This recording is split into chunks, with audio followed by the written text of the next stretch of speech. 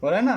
मग आता आपल्याला 2 किंवा 2पेक्षा जास्त टर्म दिलेले असतील तर एकतर त्या बेरजेत असेल तर आपल्याला जो डेरिव्हेटिव्हचा रूल यूज करायचा आहे त्याला आपण ॲडिशन रूल म्हणतो. कोणता रूल म्हणतो आपण? Addition rule. ॲडिशन रूल काय स्टेट करतो? जर एफ एक्स प्लस जी एक्स असेल, बघा 2 टर्म्स एकशक्य आहे, बेरजेत आहे आणि या बेरजेचा आपल्याला जर डेरिव्हेटिव्ह घ्यायचं असेल डी बाय डी एक्स तर याची व्हॅल्यू काय येते?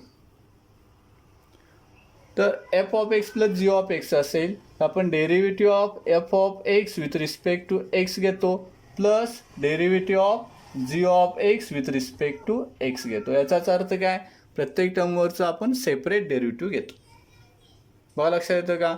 मग आपण जर एक्झाम्पल बघितलं, डेरिव्हेटिव्ह ऑफ तुम्हाला sine x plus e raise to x जर दिला असेल विथ रिस्पेक्ट टू एक्स, बघा आपल्याला derivative of sine x plus e raise to x काढायचं आहे, त्यासाठी आपण त्याच्यावर d by d x operator operate केलेला आहे. मग हा ॲडिशन रूल काय स्टेट करतो? तिथं एकशा 2 टर्म्स आहेत, 102 फंक्शन्स आहेत. रूल ऑफ डेरिव्हेटिव्ह प्रत्येक टर्मचा आपण सेपरेट डेरिव्हेटिव्ह घेणार. डेरिव्हेटिव्ह ऑफ साइन एक्स त्यासाठी त्याच्यावर d by d x operate केला आणि derivative of e raise to x त्यावर पण त्याच्यावर d by d x operate केला. म्हणजे थोडक्यात आपण हा डेरिव्हेटिव्ह ऑपरेटर काय करतो? सेपरेट ऑपरेट करतो प्रत्येक टर्मवर. आता साइन एक्स हे ट्रिग्नॉमेट्रिक फंक्शन आहे ज्याचं डेरिव्हेटिव्ह काय आहे? Cos of x plus e raise to x exponential function आहे ज्याचं डेरिव्हेटिव्ह काय आहे? ई रेस टू एक्स आहे. मग sine x plus e raise to एक्सचं डेरिव्हेटिव्ह काय आलं? Cos x plus e raise to x आहे. लक्षात येईल ना? किंवा असंच आणखीन एखादं एक्झाम्पल आपण बघू, जसं derivative of root x plus log of x दिलेलं असेल. आता इथं पण एकशा 2 टर्म्स बेरजेत आहेत, त्यामुळे by rule of derivative addition rule take separate derivative of each term. First term of x काय? रूट एक्सचं सेपरेट डेरिव्हेटिव्ह घ्यायला लागेल आणि लॉग एक्सचं सेपरेट डेरिव्हेटिव्ह. ॲक्च्युली डेरिव्हेटिव्ह घ्यायचं म्हणजेच काय? त्याच्यावर derivative operator d by d x operate करायचा. मग पहिला आपण रूट एक्सवर डेरिव्हेटिव्ह ऑपरेटर ऑपरेट करू. ते derivative of root x with respect to x या पद्धतीनं आपल्याला लिहायला लागेल प्लस सेकंड टर्मचं डेरिव्हेटिव्ह त्याच्यावर पण d by d x operate केला. आता रूट एक्सचं डेरिव्हेटिव्ह बघा, फॉर्म्युले पार्ट करा. रूट एक्सचं डेरिव्हेटिव्ह काय असतं? 1/2 रूट एक्स प्लस लॉग एक्सचं डेरिव्हेटिव्ह काय आहे? 1/x. बघा किती सिम्पल एक्झाम्पल आहेत. किंवा आणखीन एक एक्झाम्पल आपण ट्राय करू, जसं derivative of x raise to 3 plus 3 raise to x. आता इथं पण एकशा 2 टर्म्स आहेत, पहिली एक्स रेस टू 3 आणि दुसरी 3 रेस टू एक्स आणि या 2 टर्म बेरजेत आहे. त्यामुळे बाय रूल ऑफ ॲडिशन आपण काय करायला लागेल? प्रत्येक टर्मचं सेपरेट डेरिव्हेटिव्ह घ्यायला लागेल. पहिला मी कोणत्या टर्मचं डेरिव्हेटिव्ह घेणार? एक्स रेस टू 3चं. त्यासाठी त्याच्यावर d by d x operate करू. मग derivative of x raise to 3 with respect to x त्यानंतर plus second term derivative of 3 raise to x with respect to x. आता एक्स रेस टू 3चं derivative काय आहे? तर हे पॉवर फंक्शन आहे बघा, बरोबर आहे ना. आपल्याला ॲक्च्युली फॉर्म ऑफ फंक्शन ओळखता आला तरच त्याचे डेरिव्हेटिव्ह डिफाईन करता येतील. एक्स रेस टू एन हे पॉवर फंक्शनचं स्टँडर्ड फॉर्म आहे, याचं डेरिव्हेटिव्ह काय असतं? N into x raise to n-1. तसं एक्स रेस टू 3मध्ये पॉवर 3 आहे त्यामुळे ती गुणाकारात येणार आणि एकनं कमी म्हणजेच 2 येईल प्लस 3 रेस टू एक्स. हा पण बेस इंडेक्स फॉर्म आहे, पण इथं इंडेक्समध्ये व्हेरिएबल एक्स आहे, याचा अर्थ हा एक्सपोनेन्शियल फंक्शनचा फॉर्म आहे ज्याचं standard derivative a raise to एक्सचं काय असतं? A raise to x into log of a. इथं ए कॉन्स्टंट 3 आहे त्यामुळे 3 रेस टू एक्सचं डेरिव्हेटिव्ह काय येणार? Exponential term 3 raise to x into log of 3. बघा या पद्धतीनं आपल्याला हा ॲडिशन रूल ॲप्लाय करता येईल. किती सोपं आहे बघा, लक्षात येईल ना. मग काय रूल स्टेट करतो? 2 टर्मची बेरीज असेल आणि बेरजेचं डेरिव्हेटिव्ह असेल तर प्रत्येक टर्मचा आपण सेपरेट डेरिव्हेटिव्ह घेतो. सेकंड जो रूल आहे तो पण ॲडिशनसारखाच आहे, ज्याला आपण सबस्ट्रॅक्शन रूल म्हणतो. कोणता rule? Number 2 subtraction rule. Subtraction रूलमध्ये काय असणार? तर 2 एकशा टर्मची बेरीजच्या ऐवजी काय असेल सांगा? वजाबाकी असेल. मग f of x minus g of x असेल तर काय करतो? ॲक्च्युली ॲडिशन पद्धतीनं आपण प्रत्येक टर्मचं सेपरेट डेरिव्हेटिव्ह घेऊन डेरिव्हेटिव्हची काय करतो? वजाबाकी घेतो. म्हणजेच एफ ऑफ एक्सचं डेरिव्हेटिव्ह मायनस जी ऑफ एक्सचं. पण लिहिताना आपण कसं लिहितो? एफ ऑफ एक्सचं डेरिव्हेटिव्ह त्याच्यावर d by d x operator operate करतो सेपरेट आणि जी ऑफ एक्सवर सेपरेट ऑपरेट करतो आणि त्यांची वजाबाकी घेतो. मग एक्झाम्पल आपण पुन्हा काय घेऊ? आपण sine inverse of x minus tan of x. बघा ह्या दोन एक्सच्या टर्मचे आपल्याला डेरिव्हेटिव्ह घ्यायचे आहे ज्या वजाबाकीमध्ये आहे. मग आपल्याला रूलनुसार प्रत्येक टर्मचं सेपरेट डेरिव्हेटिव्ह घेणार आपण आणि त्यांची वजाबाकी घेणार डेरिव्हेटिव्हची. मग इथं आपल्याला पहिला साइन इनवर्स एक्सचं डेरिव्हेटिव्ह घ्यायचं आहे जे काय असतं 1/√1 minus x square minus tan एक्सचं डेरिव्हेटिव्ह काय आहे सेक्स स्क्वेअर एक्स. बघा फॉर्म्युले व्यवस्थित पाठ केला तरच तुम्हाला एक्झाम्पल एकदम सोप्या पद्धतीनं जी दिलेली आहे ती पटकन सोडवता येतील. लक्षात येईल ना. किंवा आणखीन एखादं नेक्स्ट एक्झाम्पल घेऊ आपण. Derivative of e⁻x minus log of x base 3. आता इथं पण एक्सच्या टर्मची सबस्ट्रॅक्शन आहे. बाय रूल ऑफ डेरिव्हेटिव्ह पहिला e⁻xचं डेरिव्हेटिव्ह घेऊ आपण, त्यानंतर minus derivative of second term log of x base 3. बघा पुन्हा डेरिव्हेटिव्ह घ्यायचं म्हणजेच त्या टर्मवर d/dx ऑपरेट करायचा. मग लिहिता येईल ना तुम्हाला व्यवस्थित डेरिव्हेटिव्ह. मग e⁻xचं डेरिव्हेटिव्ह काय असतं e⁻xच आहे. आपण आत्ताच बघितलेलं एक्झाम्पल मायनस. आता इथं लॉग ऑफ एक्स चा बेस 3 दिलेला आहे. मग लॉगला बेस दिलेला असेल तर डेरिव्हेटिव्ह काय घ्यायचं ॲक्च्युली लॉगचं डेरिव्हेटिव्ह काय असतं 1/x इंटू काय घ्यायला गेलं आपल्याला लॉग ऑफ बेस 3. लक्षात येईल ना e⁻x minus 1/x into log of 3. Okay. मग तुम्हाला सबस्ट्रॅक्शन रूल पण लक्षात येईल ना. मग पहिले दोन रूल फारच सोपे आहेत बघा. मग आपण ॲक्च्युली हे दोन रूल जे आहे ते एकत्र जर लिहिले तर थोडक्यात f(x) plus minus g(x) plus minus h(x) म्हणजेच थोडक्यात इथं 2पेक्षा जास्त एक्सच्या टर्म्स आहेत बघा. म्हणजे आपण असं म्हणू शकतो 2 किंवा 2पेक्षा जास्त टर्मची बेरीज वजाबाकी असेल आणि या बेरीज वजाबाकीचं आपल्याला जर डेरिव्हेटिव्ह घ्यायचं असेल तर आपण प्रत्येक टर्मचं सेपरेट डेरिव्हेटिव्ह घेऊन डेरिव्हेटिव्हची बेरीज वजाबाकी घेतो. मग लिहिताना कसं लिहिणार आपण f(x)चं डेरिव्हेटिव्ह म्हणजे थोडक्यात त्याच्यावर d/dx ऑपरेट केला. त्यानंतर जर प्लस असेल तर प्लस, मायनस असेल तर minus. Second term of x काय g(x) त्याचं पण सेपरेट डेरिव्हेटिव्ह घेतलं म्हणजे त्याच्यावर पण d/dx ऑपरेट केला आणि प्लस किंवा मायनस लास्ट टर्म काय आहे इथं h(x) त्याच्यावर सुद्धा आपण डेरिव्हेटिव्ह ऑपरेटर ऑपरेट केलेला आहे. लक्षात येईल ना. मग हा रूल पहिला आणि दुसरा फार सोपा आहे. याचा आणखीन आपण काही एक्झाम्पल तुम्हाला दिलेली आहे ती बघा. किंवा आणखीन इथं आपण एक एक्झाम्पल घेऊ जसं derivative of sine x minus cos x plus x cube. आता इथं तुम्ही डायरेक्ट सांगू शकता एक्सच्या 3 टर्म्स आहेत आणि या प्रत्येक टर्मचा आपल्याला सेपरेट डेरिव्हेटिव्ह घ्यायला लागेल. डेरिव्हेटिव्ह घ्यायचं म्हणजे त्याच्यावर सेपरेटली d/dx ऑपरेट करायचं. पहिला मी साइन एक्सवर ऑपरेट केला derivative of sine x with respect to x minus derivative of cos x with respect to x आणि plus derivative of x cube with respect to x. मग आता sine x हे standard function आहे याचं derivative काय आहे cos of x minus cos x derivative काय असतं मायनस साइन एक्स. मी ब्रॅकेटचा यूज करतो प्लस एक्स क्यूब हा पॉवर फंक्शन आहे त्यामुळे इंडेक्स गुणाकारात येईल आणि एकनं कमी होईल म्हणजे एक्स स्क्वेअर होईल. बघा मग sine x minus cos x plus x क्यूबचं डेरिव्हेटिव्ह आपल्याला मिळालेलं आहे. किंवा आणखीन एक एक्झाम्पल मी घेतो जसं हे बघा जे परीक्षेला बऱ्याच वेळेला विचारलेलं एक्झाम्पल आहे x⁻a plus a⁻x plus a⁻a. आता इथं पण 3 टर्म्स आपल्याला दिसतात त्या 3 टर्मचे आपल्याला डेरिव्हेटिव्ह घ्यायचे आहेत. मग जसं पहिला x⁻aचं derivative with respect to x plus derivative of a⁻x with respect to x plus derivative of a⁻a with respect to x.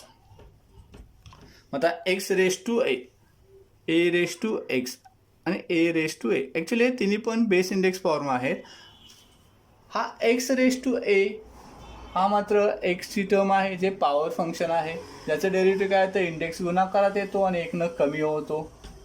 Plus a⁻x हा पण बेस इंडेक्स फॉर्म आहे पण एक्सपोनेन्शियल फॉर्म आहे ज्याचं डेरिव्हेटिव्ह काय तर a⁻x into log of a. आता last a⁻a याचं डेरिव्हेटिव्ह काय होईल बघा रे. बघा तुम्हाला कॉन्स्टंटचं डेरिव्हेटिव्ह काढताना मी कशाचं उदाहरण दिलेलं होतं जसं आपण एका बसस्टँडवर गेलो किंवा आपल्याला कुठलाही व्हेकलचा फॉर्म ओळखता आला तर आपण त्या व्हेकलचं जसं व्हॅलॉसिटी डिफाईन करू शकतो तसंच फंक्शनचा फॉर्म आपल्याला जर ओळखता आला तर आपल्याला त्या फंक्शनचं डेरिव्हेटिव्ह डिफाईन करता येतं फॉर्म्युलांचा यूज करून. जसं हा आपण फॉर्म ओळखला एक्सपोनेन्शियल फंक्शनचा पॉवर फंक्शनचा फॉर्म आहे त्यामुळे आपण त्याचं डेरिव्हेटिव्ह घेतलं. हा एक्सपोनेन्शियल फॉर्मचा आहे पण हा फॉर्म कोणता आहे रे. बघा जसं एखाद्या व्हेकलला जर व्हील्स नसतील म्हणजे चाकच नसतील तर त्याचं स्पीड असेल का रे? तसंच आहे बघा, याच्यात चाक आहे का? चाक म्हणजेच काय तर एक्सला आपण जर व्हील्स म्हटलं तर हे व्हील इथं बेसला होतं, त्यामुळे या व्हेकलला आपण बेस इंडेक्स पॉवर म्हटला.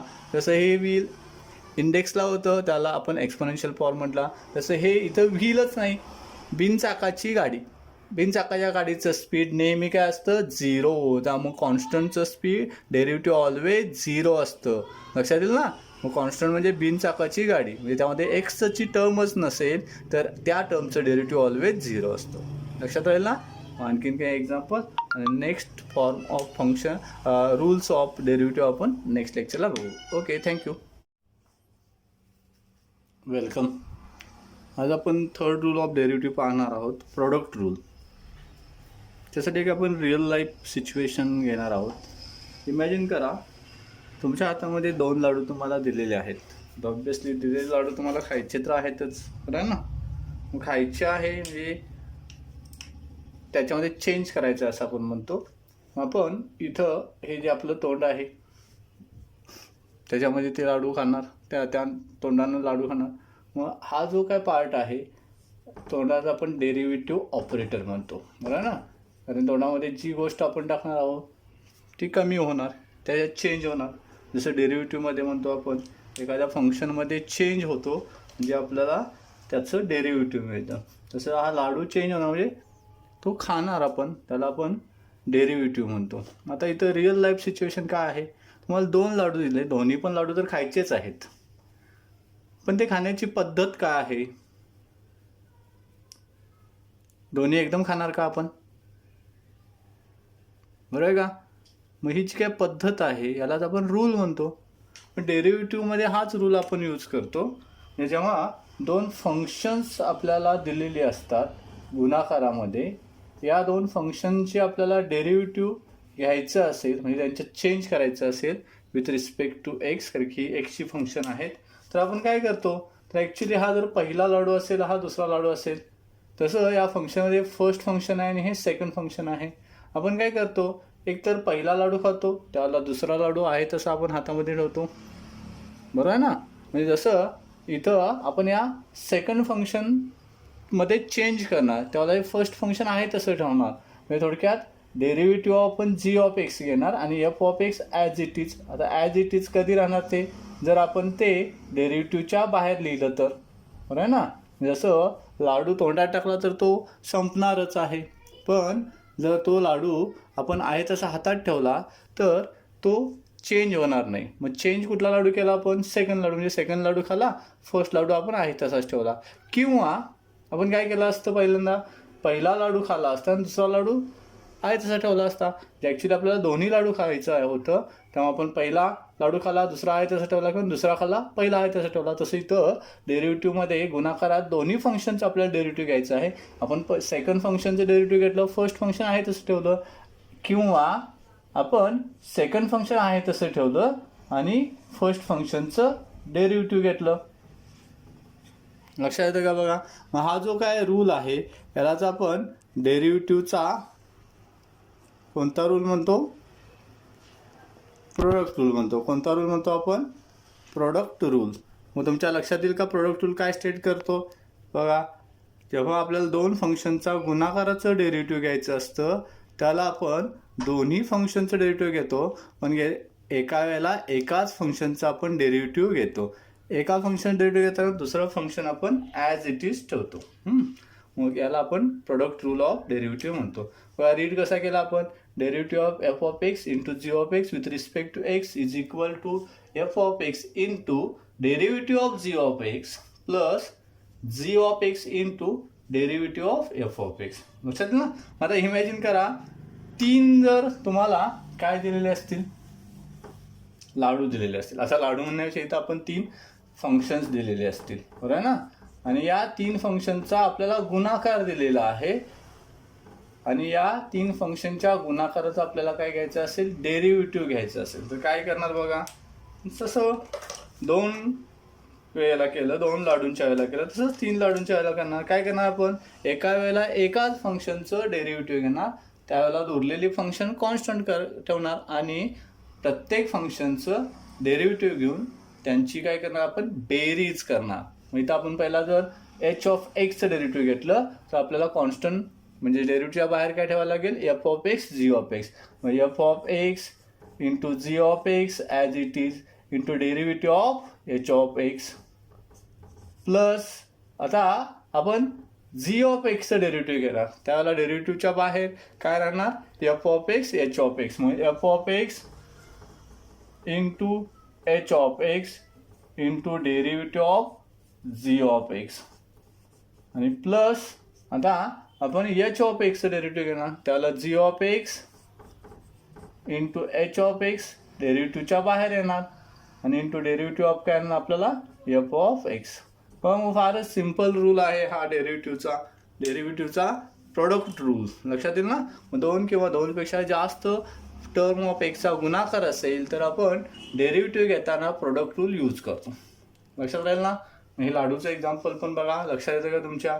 मग आपण या रूलचा यूज करून काय करणार आहोत काही एक्झाम्पल सॉल्व करणार आहोत. जसं हे पहिलंच एक्झाम्पल आपण घेऊ derivative of x cube into sine x. मग आपण सिम्पल फंक्शन घेतलेले आहे. आता काल आपण ॲडिशन सबस्ट्रॅक्शन रूल घेतलेले होते.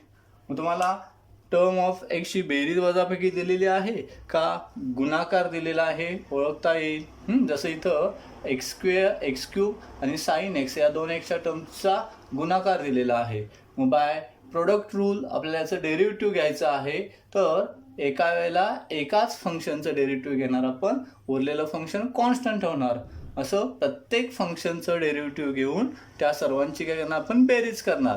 मग इथं आपण पहिला साइन एक्सचं डेरिव्हेटिव्ह घेऊ त्याला एक्स क्यूब कॉन्स्टंट ठेवू. त्यानंतर एक्स क्यूबचं डेरिव्हेटिव्ह घेऊ साइन एक्स कॉन्स्टंट ठेवू आणि त्यांची काय करू आपण बेरीज घेऊ डेरिव्हेटिव्हची. मग x cube into derivative of sine x with respect to x plus sine x into derivative of x cube with respect to x. लक्षात येईल का बघा. किंवा आपण सिम्पली काय म्हणतो जेव्हा दोन टर्मच्या गुणाकाराचा डेरिव्हेटिव्ह असेल तर आपण पहिली टर्म डेरिव्हेटिव्हच्या बाहेर काढतो. जसं इथं एक्स क्यूब डेरिव्हेटिव्हच्या बाहेर काढलं त्यामुळे डेरिव्हेटिव्हमध्ये साइन एक्स राहिलं प्लस आता साइन एक्स डेरिव्हेटिव्हच्या बाहेर काढलं आणि डेरिव्हेटिव्हमध्ये काय आलं एक्स क्यूब आलं आणि यालाच आपण प्रोडक्ट रूल म्हणतो. लक्षात राहील ना. आता हा एक्स क्यूब बघा जसा लाडू तोंडामध्ये गेला तरच तो चेंज होणार किंवा तो संपणार. तोंडाच्या बाहेर ठेवला हातात ठेवला तर तो संपणार आहे का नाही. तसं फंक्शन डेरिव्हेटिव्हमध्ये असेल तरच त्याच्यात चेंज होतं. अदरवाईज ते डेरिव्हेटिव्हच्या बाहेर असेल म्हणजे त्याच्यावर डेरिव्हेटिव्ह ऑपरेटर ऑपरेट केलं नाही तर ते ॲज इट इज राहतं म्हणजे कॉन्स्टंट राहतं असं आपण म्हणतो. जसं हा x cube as it is राहणार आणि साइन एक्सवर डेरिव्हेटिव्ह ऑपरेट केला की त्याचं काय होतं कॉस एक्स ज्याला आपण डेरिव्हेटिव्हचा फॉर्म्युला म्हणतो. प्लस आता इथं काय झालं आहे साइन एक्स डेरिव्हेटिव्हच्या बाहेर आहे ते ॲज इट इज राहिलं. बघा इथं डेरिव्हेटिव्हमध्ये होतं म्हणून त्याचा कॉस एक्स झाला इथं sine x as it is राहिला आणि एक्स क्यूब हे पॉवर फंक्शन आहे एक्स रेस टू एनचा फॉर्म याचं डेरिव्हेटिव्ह घेताना इंडेक्स गुणाकारात घेऊन एकनं कमी करतो. आता इथं इंटिजर इंडेक्स असल्यामुळे 3 - 1 किती आला 2. मग 3x² हे एक्स क्यूबचं डेरिव्हेटिव्ह झालं. लक्षात येईल ना. जसं आणखीन एक एक्झाम्पल आपल्याला घेता येईल. आपण कोणतं घेऊ e raise to x into tan inverse x चालेल. इथं आपण दोन एक्सच्या फंक्शनच्या गुणाकाराचं डेरिव्हेटिव्ह घेत आहोत. ऑब्विसली आपण प्रोडक्ट रूल अप्लाय करतो पहिल्यांदा आणि मगच डेरिव्हेटिव्ह घेतो बरं ना. आपण दोन्ही लाडू एकदम खात नाही. आपण पहिला स्ट्रॅटेजी काय करतो पहिला कुठला की लाडू खायचा आणि दुसरा कुठला आहे तसा ठेवा. तसं इथं दोन फंक्शनचा गुणाकार असेल तर डायरेक्ट डेरिव्हेटिव्ह घ्यायचं नाही तर पहिला प्रोडक्ट रूल ॲप्लाय करायचा. मग प्रोडक्ट रूल काय स्टेट करतो एका वेळेला एकाच फंक्शनचं डेरिव्हेटिव्ह घ्या. आपण पहिला टॅन इनवर्सचं डेरिव्हेटिव्ह घेऊ थोडक्यात ई रेस टू एक्स डेरिव्हेटिव्हच्या बाहेर येईल डेरिव्हेटिव्हमध्ये टॅन इनवर्स ऑफ एक्स येईल. त्यानंतर plus tan inverse of x आता डेरिव्हेटिव्हच्या बाहेर येईल आणि डेरिव्हेटिव्हमध्ये काय ना ई रेस टू एक्स. मग आता पुढची स्टेप आता जी टर्म डेरिव्हेटिव्हच्या बाहेर आहे ती as it is e raise to x पण टॅन इनवर्स एक्सवर डेरिव्हेटिव्ह अप्लाय केल्यामुळे त्याच्यात चेंज होणार त्याला आपण derivative of tan inverse x म्हणतो जो काय आहे 1/1 + x² ज्याला फॉर्म्युला पण म्हणतो आपण. प्लस आता tan inverse as it is आणि ई रेस टू एक्स. बघा ई रेस टू एक्स हे असं फंक्शन आहे ज्याचं डेरिव्हेटिव्ह पुन्हा तेच फंक्शन येतं लक्षात येईल ना. किंवा आणखीन काही आपल्याला एक्झाम्पल इथं बघता येतील. जसं नेक्स्ट मी एक एक्झाम्पल घेतो derivative of root x into cos of x into 2 with respect to x. आता इथं तुमच्या लक्षात येईल की एक्सच्या इथं आपल्याला 3 टर्म्स दिलेल्या आहेत, बरं आहे ना.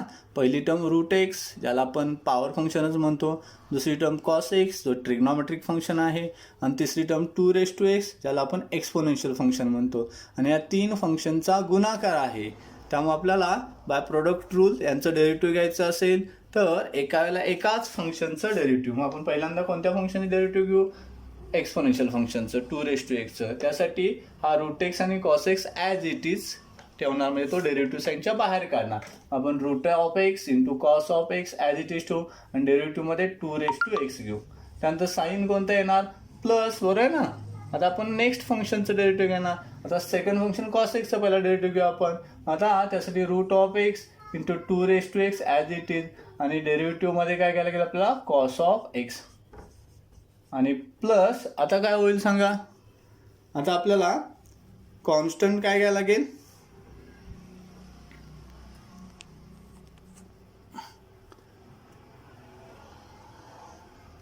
कॉन्स्टंट काय घ्यायला लागेल? कॉस एक्स आणि 2 कारण की डेरिव्हेटिव्हमध्ये काय घेणार आहोत आपण? Root x with respect to x. Finally आपण रूल अप्लाय केल्यानंतर डेरिव्हेटिव्ह घेतो. आता ह्या रूट एक्स आणि कॉस एक्समध्ये चेंज का होणार नाही? कारण की ते डेरिव्हेटिव्हच्या बाहेर आहे. मग डेरिव्हेटिव्हमध्ये 2 एक्सपोनेन्शियल फंक्शन डेरिव्हेटिव्ह काय असतं? इंटू लॉग ऑफ ए.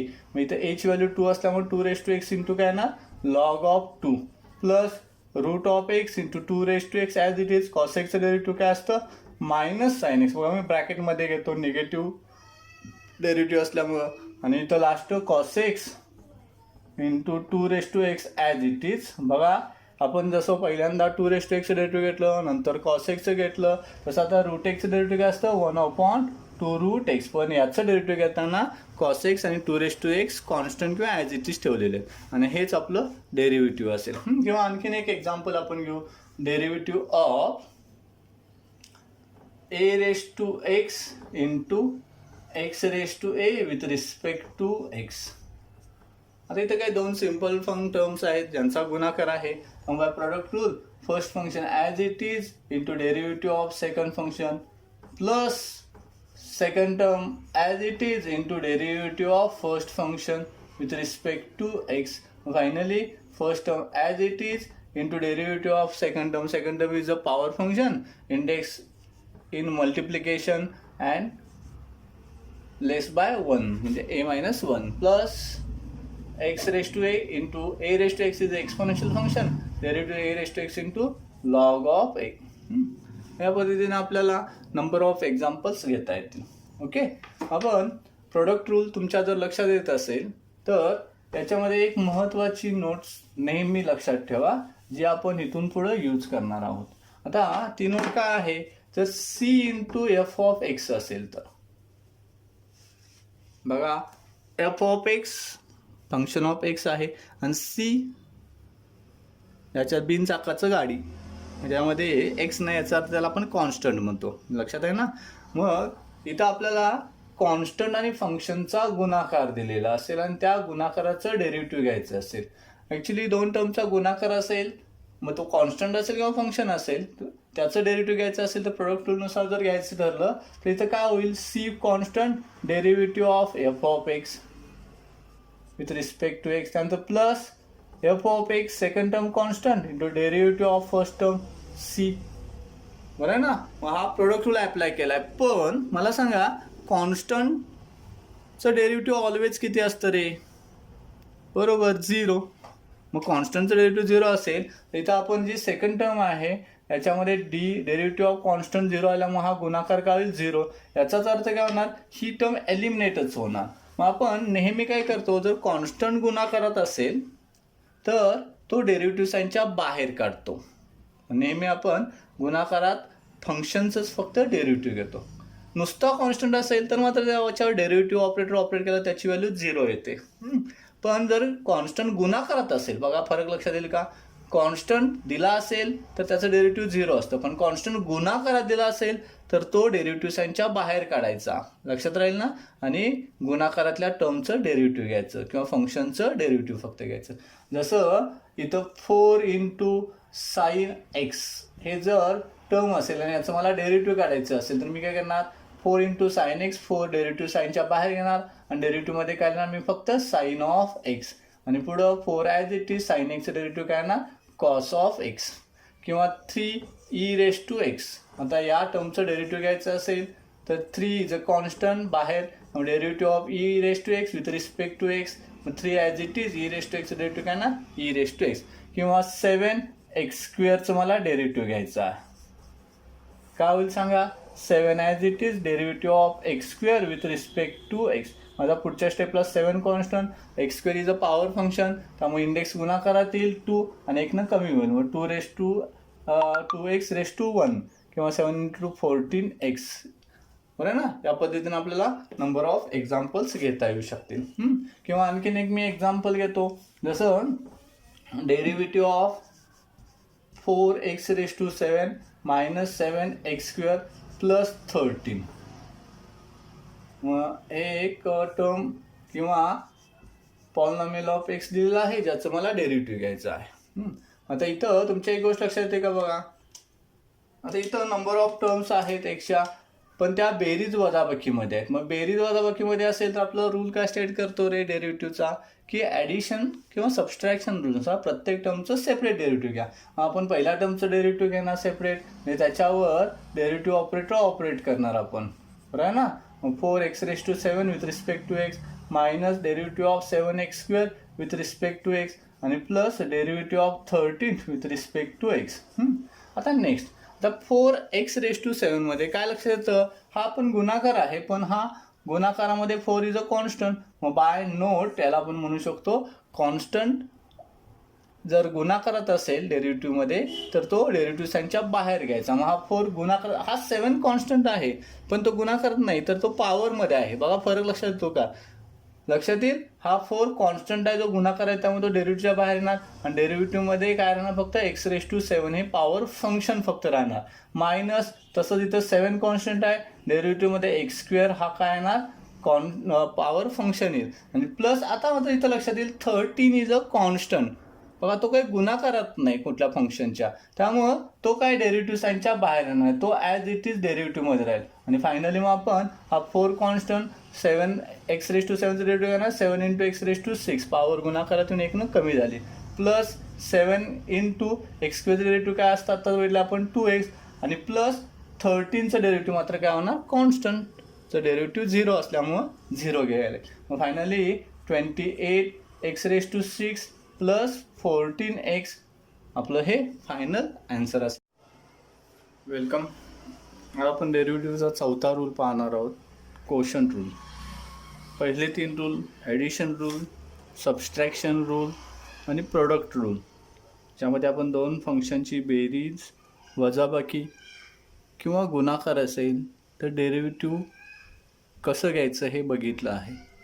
तर कोशंट रूलमध्ये काय असणार, जेव्हा 2 फंक्शनचा भागाकार असेल आणि भागाकाराचं आपल्याला काय दिलेलं असेल डेरिव्हेटिव्ह, म्हणजे f of x divided by g of x, या 2 एक्सच्या टर्मचा इथं कोशंट दिलेला आहे आणि या कोशंटचं आपल्याला काय घ्यायचं असेल derivative with respect to x घ्यायचं असेल तर काय करायचं.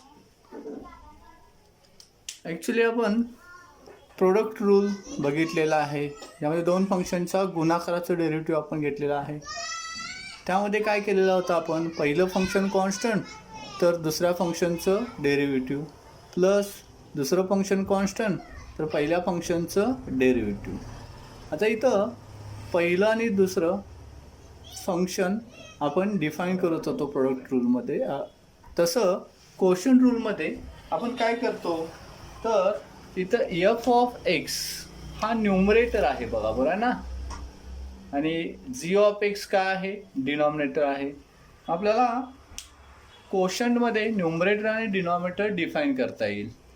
मग डेरिव्हेटिव्ह घेताना काय करायचं तर पहिला न्यूमरेटरचं डेरिव्हेटिव्ह घ्यायचं. मग आता न्यूमरेटरचं डेरिव्हेटिव्ह घेताना डिनॉमिनेटर आपण कॉन्स्टंट ठेवतो, म्हणजेच डेरिव्हेटिव्ह ऑपरेटरच्या बाहेर काढतो. जसं इथं जी ऑफ एक्स डेरिव्हेटिव्हच्या बाहेर घेईल आणि डेरिव्हेटिव्हमध्ये काय सांगा, f of x with respect to x. आणि पहिला अंशाचं डेरिव्हेटिव्ह छेद डेरिव्हेटिव्हच्या बाहेर. आता चिन्ह इथं मायनस घ्यायचं. काय घ्यायचं? मायनस. आणि छेदाचं डेरिव्हेटिव्ह घ्यायचं. त्यावेळेला अंश काय होईल सांगा, डेरिव्हेटिव्हच्या बाहेर, म्हणजे आपण त्याला कॉन्सन्ट्रेट करणार. F of x into derivative of g of x. मग बघा हा पहिला पार्ट लक्षात येतो का बघा तुमच्या. जसं प्रोडक्ट रूलमध्ये आपण डेरिव्हेटिव्ह घेतो पहिल्या आणि दुसऱ्या टर्मचं आणि बेरीज घेतो, तसं इथं कोशंट रूलमध्ये आपण छेदाचं आणि अंशाचं डेरिव्हेटिव्ह घेतो आणि त्यांची वजाबाकी घेतो. पण छेदाचं डेरिव्हेटिव्ह घेताना अंश कॉन्स्टंट आणि अंशाचं डेरिव्हेटिव्ह घेताना छेद कॉन्स्टंट. बघा g of x into derivative of f of x d x minus f of x into derivative of g of x. आणि आता सगळ्यात महत्त्वाचं म्हणजे बघा काय करायचं, ही जी सबस्ट्रॅक्शन असते याला डिव्हायडेड बाय डिनॉमिनेटर जो आहे त्याचा काय घ्यायचा, स्क्वेअर घ्यायचा. बघा हे आपण विसरतो बऱ्याच वेळेला, डिनॉमिनेटरचा स्क्वेअर घ्यायचा. लक्षात राहील ना.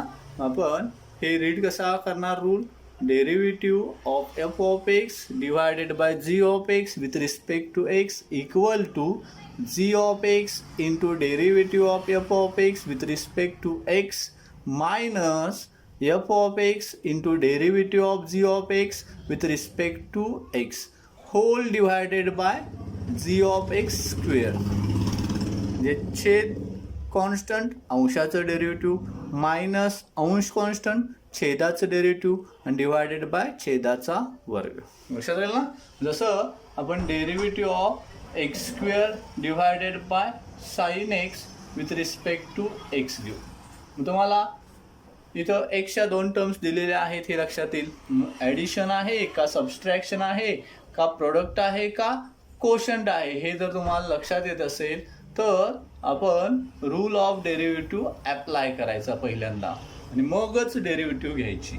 इथं आपल्याला कोशंट दिलेला आहे, यामध्ये न्यूमरेटरला एक्स स्क्वेअर आहे तर डिनॉमिनेटरला साइन एक्स दिलेला आहे. त्यामुळं कोशंट रूल ॲप्लाय करू.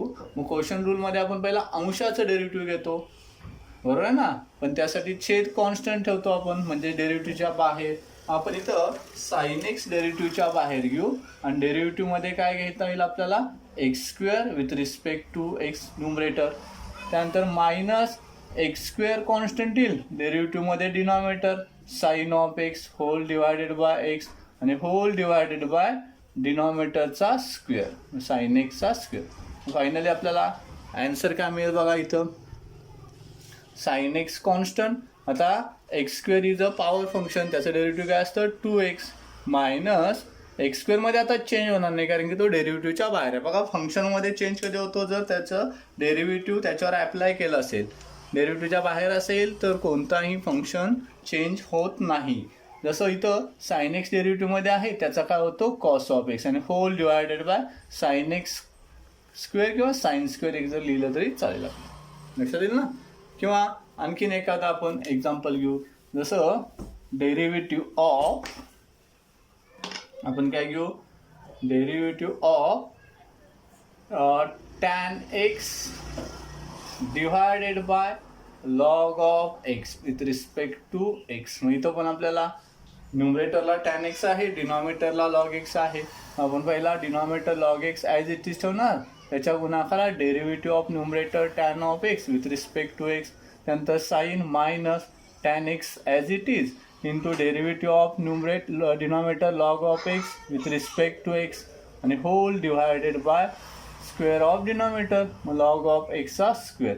मग फायनली आपल्याला एकदा रूल ॲप्लाय केला की आपल्याला मग डेरिव्हेटिव्ज बाय युझिंग स्टँडर्ड फॉर्म्युले किंवा स्टँडर्ड डेरिव्हेटिव्ह यूज करून ॲन्सर इव्हॅल्युएट करता येतं. जसं इथं लॉग एक्समध्ये चेंज होणार नाही कारण ते डेरिव्हेटिव्हच्या बाहेर आहे, पण टॅनचा काय होतो sec square x okay minus, आता इथं टॅन एक्स सेकंड टर्ममध्ये आहे तसाच, पण लॉग एक्सचा काय होतो डेरिव्हेटिव्ह 1/x आणि whole divided by log of x bracket square.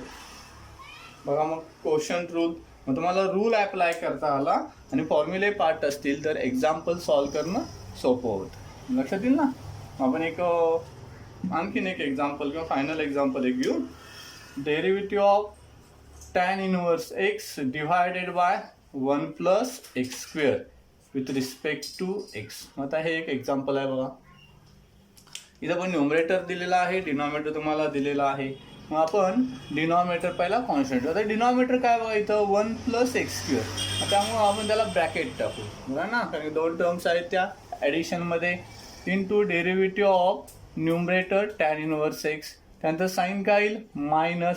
आता जी टर्म डेरिव्हेटिव्हमध्ये आहे म्हणजे न्यूमरेटर तो डेरिव्हेटिव्हच्या बाहेर येईल आणि डेरिव्हेटिव्हमध्ये काय येणार, जी टर्म डेरिव्हेटिव्हच्या बाहेर होती मगाशी 1 plus x square with respect to x आणि होल डिवायडेड बाय, बघा घ्यायला विसरायचं नाही, काय आहे डिनॉमिनेटरचा स्क्वेअर 1 प्लस एक्स स्क्वेअरचा स्क्वेअर. मग फायनली आपल्याला डेरिव्हेटिव्ह काढता येतं का बघू. ओके, हा 1 plus x square as it is, कारण की तो डेरिव्हेटिव्हच्या बाहेर आहे. डेरिव्हेटिव्हमध्ये काय टॅन इनवर्स, त्याचं डेरिव्हेटिव्ह 1/1 प्लस एक्स स्क्वेअर असतं. त्यानंतर minus tan inverse x as it is. आता इथं लक्षात ठेवा डेरिव्हेटिव्ह ऑफ काय आहे 1 प्लस एक्स स्क्वेअर. मग आपण डेरिव्हेटिव्हमध्ये जर ॲडिशन असेल तर रूल अप्लाय करतो आणि मगच डेरिव्हेटिव्ह घेतो. आणि तो कोणता रूल आहे सांगा, बरोबर ॲडिशन रूल. मग इथं फर्स्ट टर्म 1 आहे. आता 1 नुसताच कॉन्स्टंट आहे त्यामुळे त्याच्यावर डेरिव्हेटिव्ह ऑपरेटर ऑपरेट करायला लागेल. आपण बघितलं आहे जर कॉन्स्टंट गुणाकारात असेल तरच आपण तो डेरिव्हेटिव्हच्या बाहेर काढतो. पण जर नुसताच कॉन्स्टंट दिलेला असेल गुणाकारात फंक्शनच्या दिला नसेल तर त्याच्यावर डेरिव्हेटिव्ह अप्लाय करायचं असतं. आणि इथं derivative of second term x square with respect to x. आता whole divided by 1 plus x square bracket square. बघा जोपर्यंत डेरिव्हेटिव्ह ऑपरेटर निघून जात नाहीत तोपर्यंत आपल्याला एक्झाम्पल कंटिन्यू करायला लागतं. आता इथं अजून डेरिव्हेटिव्ह ऑपरेटर आहेत जे डेरिव्हेटिव्ह आपल्याला कंटिन्यू करायला लागेल. आता मात्र त्या 1 प्लस एक्सला 1 प्लस एक्स कॅन्सल होऊन पहिली टर्म 1 राहील, मायनस टॅन इनवर्स एक्स आहे तसंच राहील. आपण 1चं डेरिव्हेटिव्ह 0 येतं, मायनस एक्स स्क्वेअरचं डेरिव्हेटिव्ह 2x येतं. थोडक्यात त्या ब्रॅकेटचं डेरिव्हेटिव्ह काय आलं 0 मायनस 2x किंवा नुसताच 2x 1 प्लस एक्स स्क्वेअरचा स्क्वेअर. आता फायनली डेरिव्हेटिव्ह इथं कंप्लीट झालेले आहेत. मग हेच आपलं आन्सर. किंवा आणखीन एक सिम्प्लिफिकेशन तुम्ही काय करू शकता, हा minus 2x into minus tan x plus 2x tan x लिहिता येईल. ओके, मग ती स्टेप तुम्ही करून घ्या नंतर, चालेल. मी एक्झाम्पल जरा पुस्तकामध्ये जी सोडून दिलेली आहे ती वहीमध्ये पण सोडवायचा प्रयत्न करा. व्हिडिओ पुन्हा पुन्हा बघा त्यासाठी, जर लक्षात येत नसेल तर. आता एक आणखीन एक आपण एक्झाम्पल घेऊ जे काय बघा, derivative of 2 raise to x divided by x square into cos x with respect to x. मग आता हा पण कोशंट आहे, भागाकार दिलेला आहे, याचा न्यूमरेटर आहे 2 रेज टू एक्स आणि डिनॉमिनेटर आहे x square into cos of x. मग कोशंट असेल तर कोशंट रूल अप्लाय करा. कोशंट रूल काय स्टेट करतो, पहिला denominator x square into cos x as it is into derivative of numerator 2 raise to x with respect to x minus numerator 2 raise to x as it is into derivative of x square into काय आहे cos of x with respect to x आणि whole divided by डिनॉमिनेटरचा square. आपल्याला rule quotient rule apply करता आला, बरं आहे ना. आता ॲक्च्युअल डेरिव्हेटिव्ह घेऊ. आता इथं x square into cos 2x as it is, कारण की ते डेरिव्हेटिव्हच्या बाहेर आहे. पण डेरिव्हेटिव्हमध्ये काय आहे 2 raise to x is a exponential function ज्याचं डेरिव्हेटिव्ह आपल्याला माहीत आहे. काय असतं a raise to x derivative a raise to x into log a. जसं 2 रेज टू एक्सचं काय ना 2 raise to x into log of 2 exponential term आहे ती. मायनस या 2 रेज टू एक्समध्ये काही चेंज नाही. पण इथं डेरिव्हेटिव्हमध्ये काय आहे बघा, x square into cos x. मग एक्सच्या 2 टर्म्स आहेत. जसं मगाशी ॲडिशनमध्ये होत्या आपण ॲडिशन रूल यूज केला, पण इथं या 2 टर्म्स कशामध्ये आहेत, गुणाकारात आहेत. ऑब्वियसली आपल्याला जर टर्म्स नुसती दिलेली असेल तर त्याचं डेरिव्हेटिव्ह स्टँडर्ड डेरिव्हेटिव्ह करता येतं. पण टर्म्स गुणाकारात बेरजेत वजाबाकीत किंवा भागाकारामध्ये दिलेलं असेल तर आपल्याला डेरिव्हेटिव्ह रूल अप्लाय करूनच काढायला लागतं. इथं आपल्याला एक्स स्क्वेअर इंटू कॉस एक्सचं डेरिव्हेटिव्ह घ्यायचं असेल तर प्रोडक्ट रूल अप्लाय करायला लागेल. प्रोडक्ट रूल काय स्टेट करतो आठवतं ना, एका वेळेला एकाच फंक्शनचं डेरिव्हेटिव्ह घ्यायचं, दुसरं फंक्शन कॉन्स्टंट घ्यायचं आणि प्रत्येक फंक्शनचं डेरिव्हेटिव्ह घेऊन त्यांची बेरीज करायची. इथं आपण पहिला कॉस एक्सचं डेरिव्हेटिव्ह घेऊ, त्यासाठी एक्स स्क्वेअर कॉन्स्टंट येईल आणि डेरिव्हेटिव्हमध्ये कॉस ऑफ एक्स येईल. त्यानंतर साईन कोणतं घ्यायला लागेल प्लस. आता कॉस एक्स कॉन्स्टंट येईल आणि डेरिव्हेटिव्हमध्ये काय ना x square with respect to x. बघा मग x square into cos of एक्सचा आपण डेरिव्हेटिव्ह प्रोडक्ट रूलनं इथं प्रोडक्ट रूल अप्लाय करून लिहिलेला आहे आणि whole divided by denominator as it is to आपण x square into cos of x ब्रॅकेटचा स्क्वेअर. मग फायनली आपल्याला आणखीन स्टेप एक घ्यायला लागेल कारण की डेरिव्हेटिव्ह ऑपरेटर अजून संपले नाहीत. मग या बाकीच्या टर्ममध्ये काही चेंज होणार नाहीत. पहिली term x square into cos of x 2 minus 2 raise to x into log 2. त्यानंतर मायनस काय आहे second term 2 raise to x into bracket. आता मात्र x square as it is पण कॉस एक्स डेरिव्हेटिव्ह काय असतं मायनस साईन एक्स. पुन्हा मी ब्रॅकेट घेतो plus cos x as it is आणि एक्स स्क्वेअर डेरिव्हेटिव्ह 2x असतं. पॉवर फंक्शन असल्यामुळं इंडेक्स गुणाकारात येईल आणि एकनं कमी होईल. मग एक्स स्क्वेअरचं डेरिव्हेटिव्ह नेहमी लक्षात ठेवा 2x असतं आणि x square into cos of x ब्रॅकेटचा स्क्वेअर. मग हेच आपलं फायनल आन्सर असेल. मग काही सिम्प्लिफिकेशन असतील तर करू शकता. इथं आपले डेरिव्हेटिव्हचे रूल्स कम्प्लीट होतात. Okay, thank you.